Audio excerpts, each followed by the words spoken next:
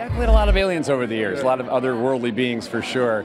So this is no different. Yeah. So let's talk about Cochise himself. You know, one of the thoughts I was thinking about was what is the happy ending for Earthlings when it comes to aliens?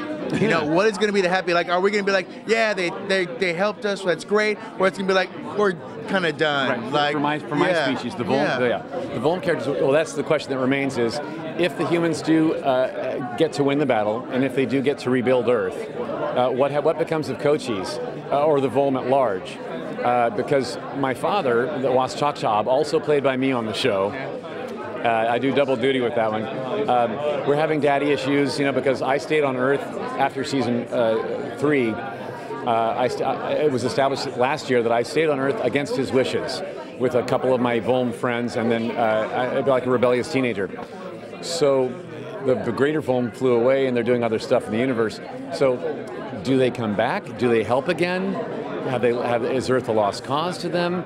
Well, Waschachab, my dad, does think so. Right. So episode 4 coming next week, July 19th, will answer some of that. Waschachab and the mothership come back to Earth, and we have it's a big Cochise episode. I have a big storyline that week, and so I'm going to resolve my daddy issues right in front of you, the audience, that week. So we're going to come to some terms with each other and some understanding. We're going to have an argument, for darn sure. And playing an argument with yourself, by the way, is like yeah, and then go through makeup change and so it's schizophrenic.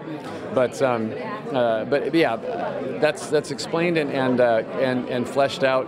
And so the big question will remain by the end of the season: if the humans do get to win and rebuild, does Cochise stay or go? Does he go back to his homeland? Where is his homeland? He was born on a ship. My planet was destroyed many years ago, before I was born. So we've been just following the Ishveni, trying to beat them as we go throughout the universe. So if the Ishveni are defeated, then what becomes of us rebuilding somewhere? Or what becomes of Earth, and can they rebuild? And Cochise in the mix, does he have a new allegiance to the humans that his father has accused him of all these years now? And is that strong enough to keep him here, or does he return to his homeland? I'm not going to. I know what happens, but I can't give it away just yet. But I will tell you this: his love for Tom Mason, and it's spread out throughout the family and spread out throughout the camp of the Second Mass, is a very strong bond that Cochise feels, and he would certainly want to stay.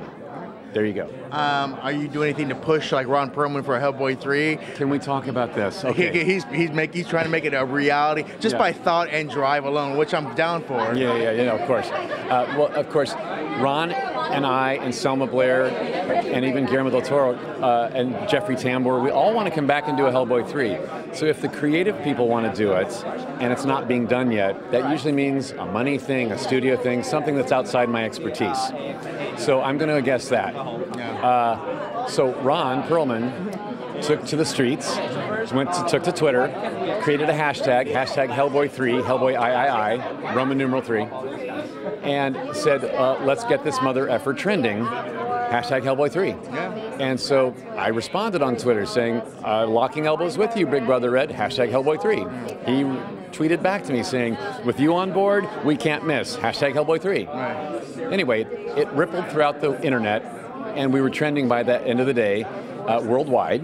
And so I think that was Ron's way of saying, studio system, if you're not making this, if you think it's too expensive, if you think the audience isn't there for it, this is proof that they are. And finally, in a Guillermo del Toro voice, I have to ask this: can you give us some candy for Crimson Peak? Some candy for Crimson Peak. So give us a little candy information. Oh, yeah, but Crimson Peak.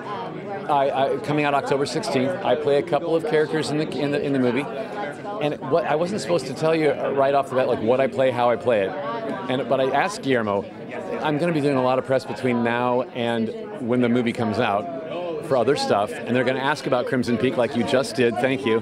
What can I tell them? He said, well, tell them it's a haunted house story. And what the F do they think you played? So you can guess that I'm a couple of ghosts in the movie. And now that a trailer's come out online, you can see I'm in that trailer a couple times. So I'm a couple of ghosts, and they're hinted at in the trailer if you have a close look. Yeah. All right. Okay. Thank you, sir. Thank you have so a great much. day. Thank you.